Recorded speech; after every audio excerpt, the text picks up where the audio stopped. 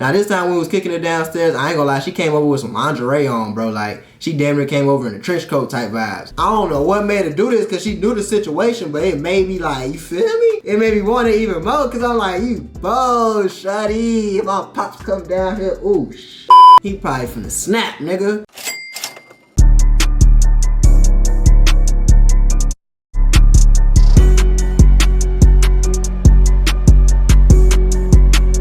Yo, what's going on, G-Dot family? You already know it's your boy G-Dot back with another banger.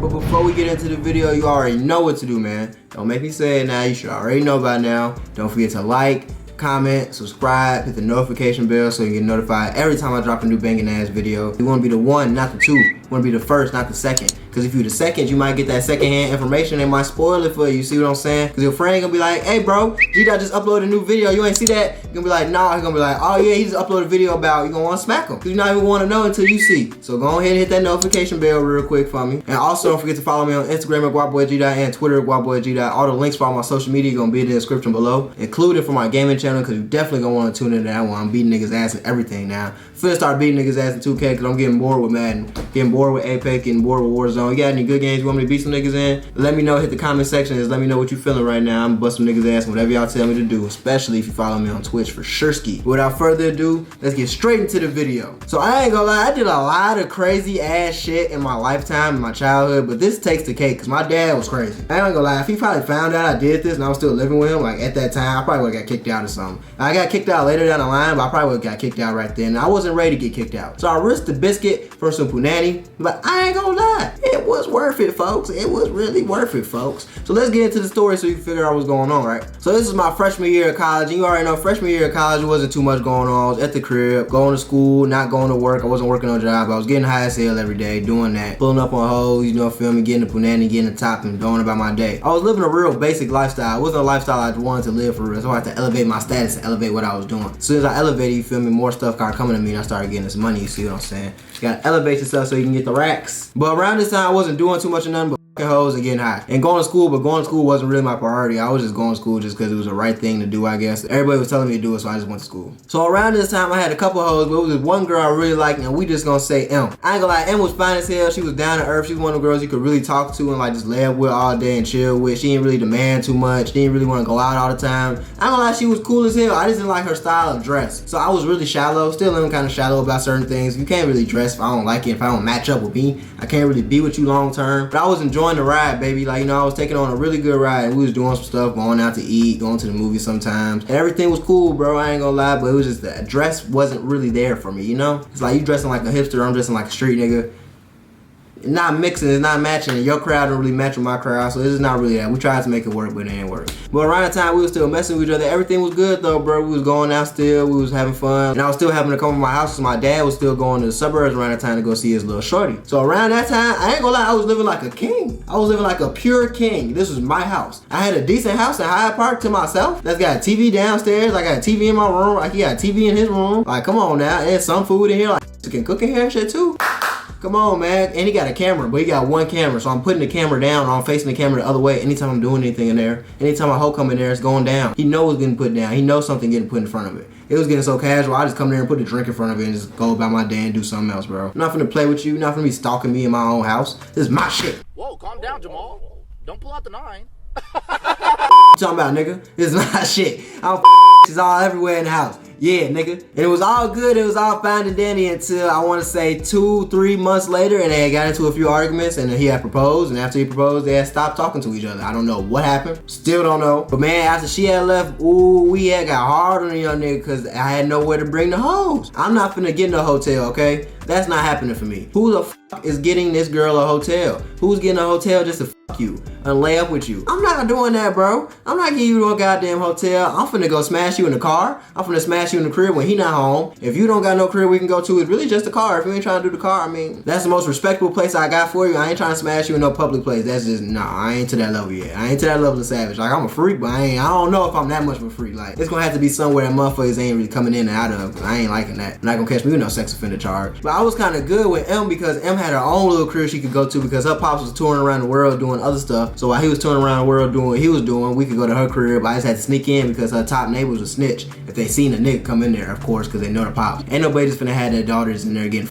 like, you know, willingly, openly, like nobody's finna do that. So before I had to go in there and get the chicks, I had to be real smooth. And I ain't gonna lie, she lived in the hood. She lived over east, I forgot what street, but she lived right in the middle of the hood, bro. Cause every time I used to go over there, I'd pass the park and it'd be nothing but niggas in the park, like nothing but niggas. They always be looking at my car every time I roll past. I'd be like, bro, I gotta stop taking this way. I gotta go a different way. They finna fan this bitch down one day. Hell nah, son. So I'm like, man, I'm going on some missions for this butt, but it's some good butt and I'm feeling it. You know, I'm liking her right now. Like I said, I'm going on a ride with Lil Shawty cause I know it's not gonna last long. I know I'm not gonna cuff her and know it's not gonna end like no fairy tale. So I'm just enjoying it for what it is. But I ain't gonna lie, I get tired of spending the night at her crib because you feel me, it's not really what I like. She ain't got the TV the same, her room kind of smaller, her bed ain't as comfortable, you feel me? Like I like my crib, I like being in my spot, I like being in my place. I don't like sneaking in nowhere and having to sneak you in and all this crazy ass stuff. So once I think about that, I start formulating my own little scheme to get her in the crib and get her sneaking upstairs and get her in the room, right? So this is my plan. My original plan was just to wait until my pops got a new girl because he usually get a new girl and then I was gonna sneak her upstairs. That's not what happened. My pops did not get a new girl. He never ended up dating the girl again, like not to my knowledge, you feel me, openly how he was dating the other girls he was dating. He never really did it like that. I never met none of them. Shit, after that it was over with. It was dry. He was just working and doing what he was doing. So I'm like, god damn, that's not gonna happen. So it took me a month to realize that. After that month, I feel like I was running out of time because I feel like I couldn't really deal with her no more because there was some other hoes I wanted to get. I'm just being honest. There was some other hoes on my line, on my bumper. So I was like, I gotta move. I gotta stick and move how I gotta stick and move. And I gotta get this over with because I'm trying to crack in the house. I'm trying to get that over with because I gotta feel like I'm accomplished. I always wanted to sneak a girl in the crib and smash while my pops was there. So I just had to accomplish something. I had to feel like I was a man real quick. But after I realized he's not gonna leave no more, what I started doing is having her come over late as hell at night. Because like around 10, 11 o'clock, he'll go upstairs in his room and he'll be cool. He don't come out of his room. But to make sure he don't come out of his room and to know when he come out of his room, I just close his damn room door. When I close his room door, I had to go downstairs, turn the TV up a little bit, have a girl come in. He had know somebody come in because the alarm and stuff go off. But I have a girl come in, we'll be cooling downstairs, sitting in the chair, you feel me, cake up. We probably gonna because I ain't gonna lie, she came over there for that. So she probably gonna get some pipe and then we gonna go about our way. She gonna go home. But I knew I couldn't bring her in and have her spend the night the first time that I do it because he probably gonna suspect something. So I had to bring her over a couple times so he wouldn't really get suspicious of me bringing her upstairs. You know, I had a little routine. I'd take her in, we'd come downstairs, watch the movie or something.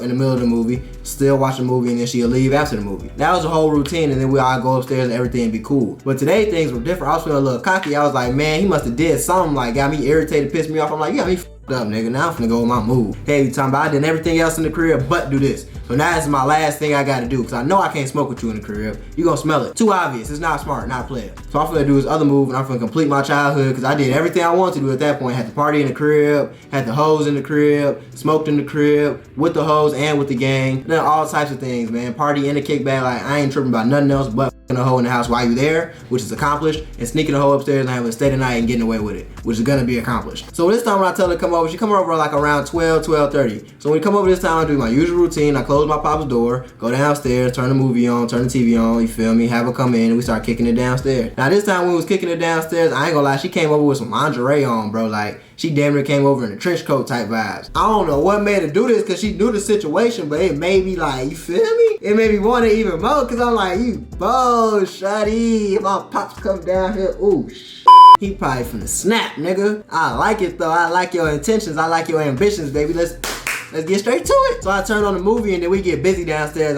He had to hear that shit because I wasn't really trying to be quiet. He probably had to hear the chair rocking or something. Probably not her moaning, but he had to hear like the chairs or some shit rocking. So after we get busy, we cooling for a minute. She don't want to leave and I don't want her to leave. So I'm like, man, I'm finna go with my move for real now. So this is the plan I had. I'm finna turn the movie up a little more so he can't hear her walk up the stairs. I'm gonna have her walk up the stairs, but I tell her to do it real quiet now because the stairs is a little creaky because they old wooden stairs. So she walk up the stairs and then she gonna go to my room, close the door, and I'm gonna be in there in a minute. Boom, she's small enough. She like 5'1", 5'2". She can hide under the covers and look like a pillow or something. I ain't gotta worry about nothing. So I'm like, cool, I'm straight, bro. So this is what happened. I do exactly what our plan was. I tell her go upstairs and do that. She go upstairs and do that. I wait like 5-10 minutes. I'm still watching the movie. I'm just sitting down there cooling. I swear to God, for the 5-10 minutes, I'm just sitting down there. I'm like, man, I'm a f***ing boss, nigga. A boss, nigga. That's how I'm thinking in my head. I'm like, what? I just got some top, got some sex, and I done got this girl upstairs, and my pop's not gonna know about it, and he didn't wake up and open the door or nothing yet.